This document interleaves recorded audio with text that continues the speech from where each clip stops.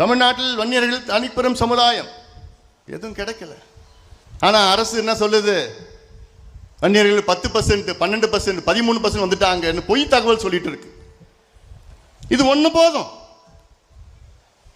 அன்னைக்கு 36 ஆண்டுகளுக்கு முன்பு நீங்க 10% வன்னியர்கள் நீங்க கொடுத்திருந்தீங்கன்னா, 20% எம்பிசியில் 10% வன்னியர்கள் கிடைச்சிருந்ததுன்னா, இந்நேரம் குறைஞ்சது ஒரு 10 பேர் போலீஸ் உயர் அதிகாரியா வந்திருப்பாங்க. டிஜிபி, டிஐஜி, ஐஜி, ஏடிஜிபி வந்திருப்பாங்க. ஒருத்தர் தான் வந்திருக்கிறார். நான் என்ன அர்த்தம்? நமக்கு 1% தான் கிடைக்குது இடஒதுக்கீட்டில், 20%. இதுக்கு தான் உயிர் நீத்தாங்களா?